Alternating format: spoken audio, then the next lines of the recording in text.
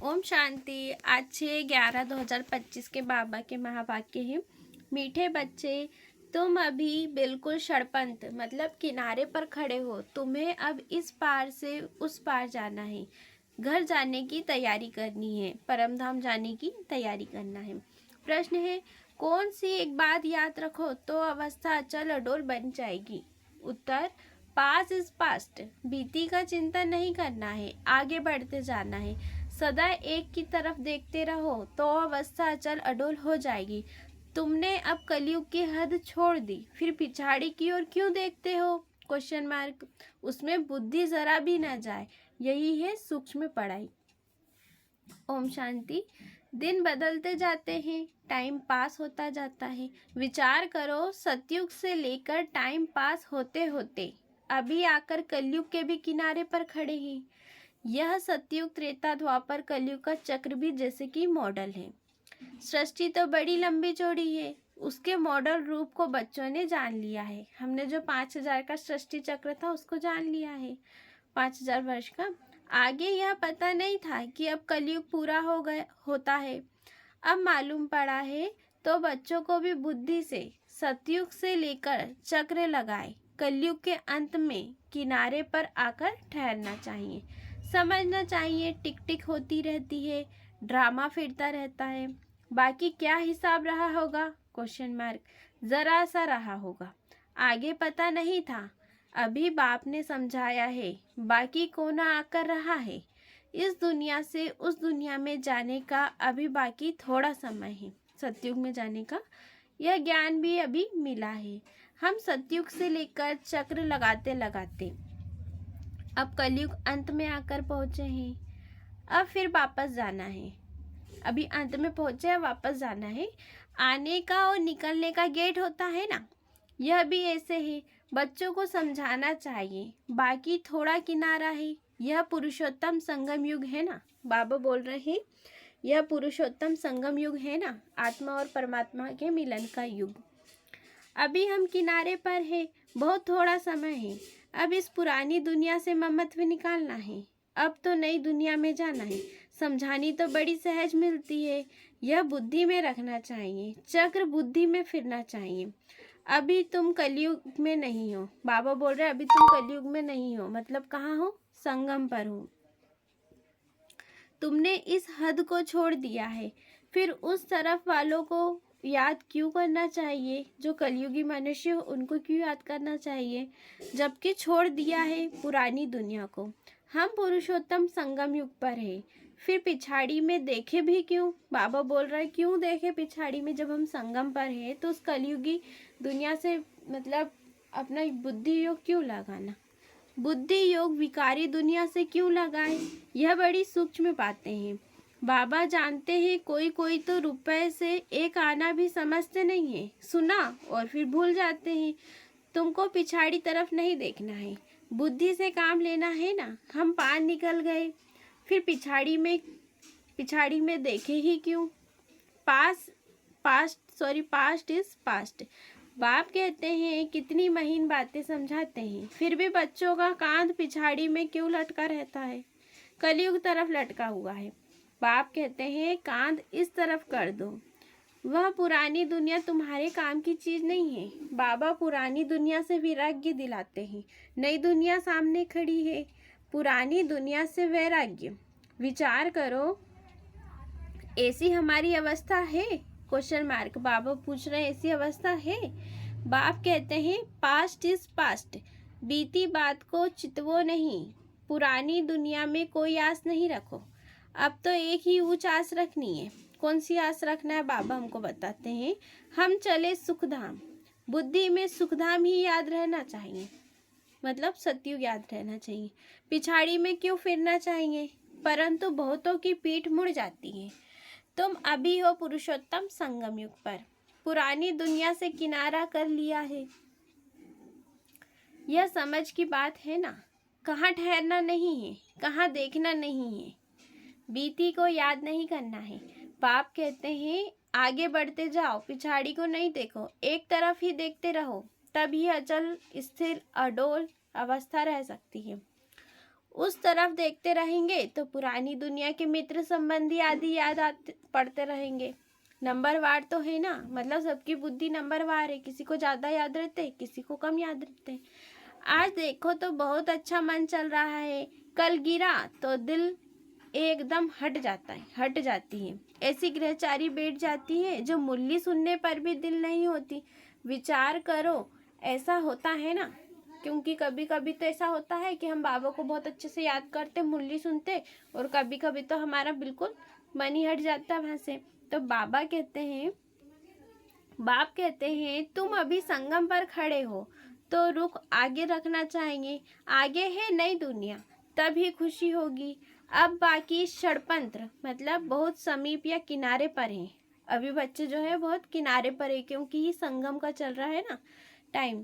कहते हैं ना, अभी तो अपने देश के झाड़ देखने में आते हैं, आवाज करो तो झट वह सुनेंगे। षड़यंत्र अर्थात बिल्कुल सामने है, तुम याद करते हो और देवताएं आ जाते हैं। आगे थोड़ी होते थे। सूक्ष्म वतन में ससुर घर वाले आते थे क्या? बाबा बोल रहे हैं सूक्ष्म वतन में ससुर घर वाले आते थे क्या? अब तो पियर घर और ससुर घर वाले जाकर मिलते हैं। फिर भी बच्चे चलते चलते भूल जाते हैं, बुद्धि योग पिछाड़ी में हट जाता है। बाप कहते हैं तुम सबका यह अंतिम जन्म है, तुम्हें पीछे नहीं हटना है, अब पार होना है, इस तरफ से उस तरफ जाना है। मौत भी नजदीक होता जाता है, बाकी सिर्फ कदम भरना है। नाव किनारे आती है तो उस तरफ कदम उठाना पड़ता है ना। तुम बच्चों को खड़ा होना है किनारे पर। तुम्हारी बुद्धि में है आत्माएं जाती है अपने स्वीट होम, मतलब अपने प्यारे घर परम धाम जाती हैं। यह याद रहने से भी खुशी तुमको अचल अडोल बना देगी। यही विचार सागर मंथन करते रहना है। यह है बुद्धि की बात। हम आत्मा जा रही हैं। कहाँ जा रही है? ऊपर जा रही है। अब बाकी नजदीक षड़यंत्र पर है, बाकी थोड़ा समय है। इसको ही याद की यात्रा कहा जाता है। यह भी भूल जाते हैं, चार्ट लिखना भी भूल जाते हैं। बाबा को रात को चार्ट भी नहीं देते। अपने दिल पर हाथ रख कर देखो, बाबा बोल रहे दिल पर हाथ रख के देखो। बाबा जो कहते हैं कि अपने को ऐसे समझो हम नजदीक षड़यंत्र पर खड़े हैं, ऐसी अवस्था हमारी है। बुद्धि में एक बाबा ही याद हो। बाबा याद की यात्रा भिन्न भिन्न प्रकार से सिखलाते रहते हैं। इस याद की यात्रा में ही मस्त रहना है। बस अब हमको जाना है। यहाँ है सब झूठे संबंध। यहाँ पर सब कैसे है? झूठे संबंध। सच्चा सतयुग का संबंध है। अपने को देखो हम कहाँ खड़े हैं। सतयुग से लेकर बुद्धि में यह चक्र याद करो। तुम स्वदर्शन चक्रधारी हो ना। सतयुग से लेकर चक्र लगाए आकर किनारे पर खड़े हुए हो। षड़यंत्र हुआ ना। कई तो अपना टाइम बहुत व्यर्थ गवाते रहते हैं। 5-10 मिनट भी मुश्किल से याद में रहते होंगे। स्वदर्शन चक्रधारी तो सारा दिन बनना चाहिए। बाबा बोल रहे हैं स्वदर्शन चक्र सारे दिन में फिराते रहना चाहिए। ऐसा तो है नहीं। बाबा भिन्न भिन्न तरीके से समझाते हैं। आत्मा की ही बात है। तुम्हारी बुद्धि में चक्र फिरता रहता है। बुद्धि में यह याद क्यों नहीं रहनी चाहिए? बुद्धि में यह याद क्यों नहीं रहनी चाहिए? अभी हम किनारे पर खड़े हैं। यह किनारा बुद्धि में क्यों नहीं याद रहता है? जबकि जानते हो हम पुरुषोत्तम बन रहे हैं, तो जाकर किनारे पर खड़े रहो। जो मुआफिक चलते ही रहो। क्यों नहीं ये प्रैक्टिस करते हो? क्यों नहीं चक्र बुद्धि में आता है? यह स्वदर्शन चक्र है ना। बाबा शुरू से लेकर सारा चक्र समझाते रहते हैं। तुम्हारी बुद्धि सारा चक्र लगाए आकर किनारे पर खड़ी रहनी चाहिए, और कोई भी बाहर का वातावरण झंझट ना रहे। दिन प्रतिदिन तुम बच्चों को साइलेंस में ही जाना है। टाइम वेस्ट नहीं गवाना है। पुरानी दुनिया को छोड़ नई संबंध से अपना बुद्धि का योग लगाओ। योग नहीं लगाएंगे तो पाप कैसे कटेंगे? तुम जानते हो यह दुनिया ही खत्म होनी है। इनका मॉडल कितना छोटा है। 5000 वर्ष की दुनिया है। अजमेर में स्वर्ग का मॉडल है, परंतु किसको स्वर्ग याद आएगा क्या? नहीं आएगा, क्योंकि अभी हम बच्चों को ही बाबा ने बताया है तो याद है। वह क्या जाने स्वर्ग से। समझते हैं स्वर्ग तो 40,000 वर्ष के बाद आएगा। बाप तुम बच्चों को बैठ समझाते हैं, इस दुनिया में कामकाज करते बुद्धि में यह याद रखो कि यह दुनिया तो खत्म होने वाली है। अब जाना है, हम पिछाड़ी में खड़े हैं। कदम कदम जू मिसल चलता है। मंजिल कितनी बड़ी है। बाप तो मंजिल को जानते हैं ना। बाप के साथ दादा भी इकट्ठा है, मतलब ब्रह्मा बाबा और शिव बाबा। वह समझाते हैं तो क्या यह नहीं समझा सकते? यह भी सुनते हो ना, क्या यह ऐसे ऐसे विचार सागर मंथन नहीं करता होगा? बाप तुमको विचार सागर मंथन करने की पॉइंट सुनाते रहते हैं। ऐसे नहीं कि बाबा बहुत पिछाड़ी में है। अरे यह तो दुम लटका हुआ है, फिर पिछाड़ी में कैसा होगा? ये सब गुई गुई बातें धारण करने की है, गफलत छोड़ देनी है। बाबा के पास 2-2 वर्ष के बाद आते हैं। क्या यह याद रहता होगा कि हम नज़दीक किनारे पर खड़े हैं? अभी जाना है। ऐसी अवस्था हो जाए तो बाकी क्या चाहिए? बाबा ने यह भी समझाया है, डबल सिर ताज यह सिर्फ नाम है, बाकी लाइट का ताज कोई वहाँ रहता नहीं है। यह तो पवित्रता की निशानी है। जो भी धर्म स्थापक है उनके चित्रों में लाइट जरूर दिखाते हैं, क्योंकि वह वाइसलेस सतो प्रधान है। फिर रजो तमो में आते हैं। तुम बच्चों को नॉलेज मिलती है, उसमें मस्त रहना चाहिए। भल तुम हो इस दुनिया में, परंतु बुद्धि का योग वहाँ लगा रहे। उनसे भी तोड़ तो निभाना है। जो स्कूल के होंगे वह निकल आएंगे। सैपलिंग लगना है। आदि सनातन देवी देवता धर्म वाले जो होंगे वह जरूर आगे पीछे आएंगे। पिछाड़ी में आने वाले भी आगे वालों से तीखे जाएंगे। मतलब जो अभी बाबा के बच्चे बन रहे हैं वो भी जो पुराने बच्चों से भी आगे जा सकते हैं। यह पिछाड़ी तक होता रहेगा। यह पुरानों से तीखे कदम बढ़ाएंगे। सारा इम्तिहान है याद की यात्रा का। भले देरी से आए हैं, याद की यात्रा में लग जाएं और सब धंधा धोरी छोड़ इस यात्रा में बैठ जाए। भोजन तो खाना ही है। अच्छी रीति याद में रहे तो इस खुशी जैसी खुराक नहीं, यही तात लगी रहेगी। बाबा बोल रहे हैं कि खुशी जैसी खुराक नहीं, यही तात लगी रहेगी। अभी हम जाते हैं, 21 जन्मों का राज्य भाग मिलता है। लॉटरी मिलने वालों को खुशी का पारा चढ़ जाता है ना। तुमको बहुत मेहनत करनी है। इसको ही अंतिम अमूल्य जीवन कहा जाता है। याद की यात्रा में बहुत मजा है। हनुमान भी पुरुषार्थ करते करते स्थैर्य बना ना। मतलब वो एक जगह उनका पैर जो रहता है वो हिलता नहीं है अंगद के उठाने से भी, तो उसका बाबा बोल रहे हैं हनुमान का स्थैर्य बना ना। भंबोर को आग लगी, रावण का राज्य जल गया। यह एक कथा बना दी है, यह एक कहानी बना दी है। बाप यथार्थ बात बैठ समझाते हैं। रावण राज्य खलास हो जाएगा। स्थैर्य बुद्धि इसको कहा जाता है। बस आप षड़पंथ है। हम जा रहे हैं। इस याद में रहने का पुरुषार्थ करो, तब खुशी का पारा चढ़ेगा। आयु भी योग बल से बढ़ती है। तुम अभी देवी गुण धारण करते हो, फिर वह आधा कल्प चलती है। इस एक जन्म में तुम इतना पुरुषार्थ करते हो जो तुम जाकर यह लक्ष्मी नारायण बनते हो।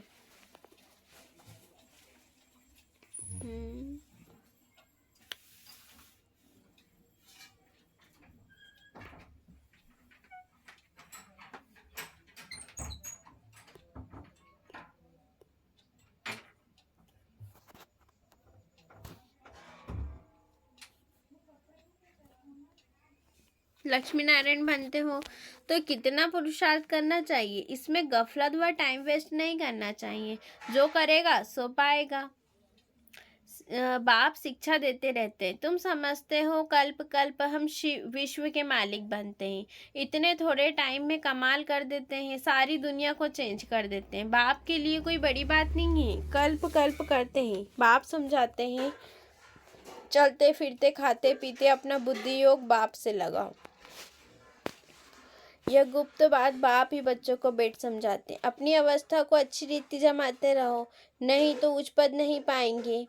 तुम बच्चे नंबरवार पुरुषार्थ अनुसार मेहनत करते हो, समझते हो अभी तो हम किनारे पर खड़े हैं, फिर पिछाड़ी में हम क्या देखें। आगे कदम बढ़ते रहते हैं।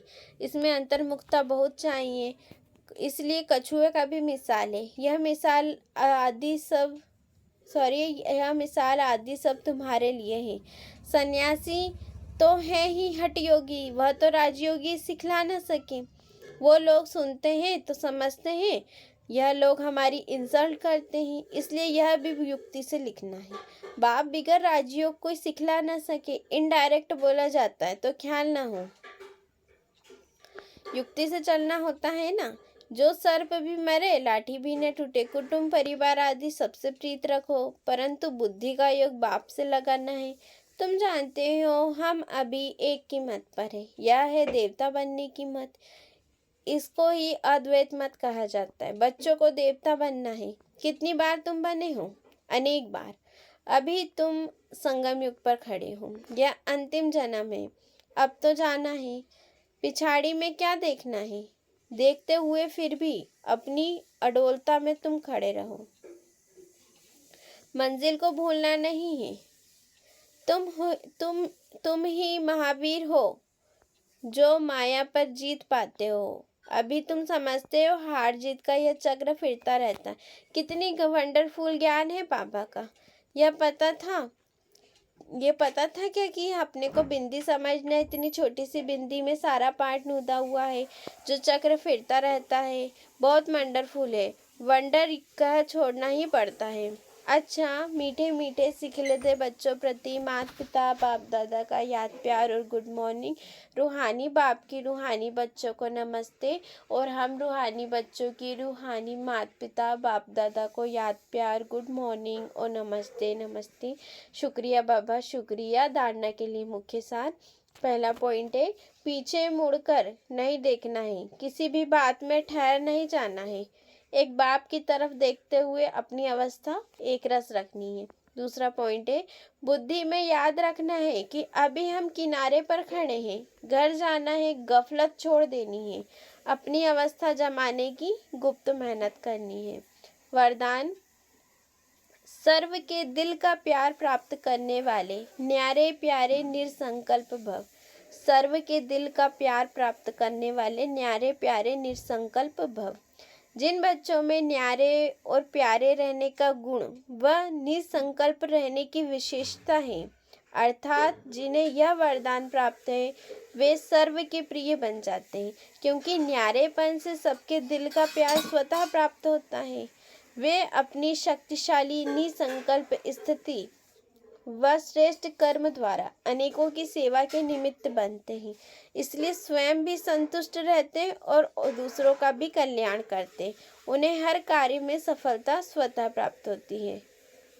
बाबा ने स्लोगन दिया, एक बाबा शब्द ही सर्व खजानों की चाबी है। इस चाबी को सदा संभाल कर रखो। एक बाबा शब्द ही सर्व खजानों की चाबी है, इस चाबी को सदा संभाल कर रखो। अव्यक्त इशारे, अशरीरी व विदेही स्थिति का अभ्यास बढ़ाओ। 1 सेकेंड में चोले से अलग तभी हो सकेंगे जब किसी भी संस्कारों की टाइमनेस नहीं होगी। जैसे कोई भी चीज़ अगर चिपकी हुई होती है तो उसको खोलना मुश्किल होता है, हल्के होने से सहज ही अलग हो जाती है। वैसे ही अगर अपने संस्कारों में ज़रा भी इजी पिन नहीं होगा तो फिर अशरीरीपन का अनुभव नहीं कर सकेंगे। इसलिए इजी और अलर्ट रहो, मतलब इजी सिंपल रहो और अलर्ट रहो। ओम शांति।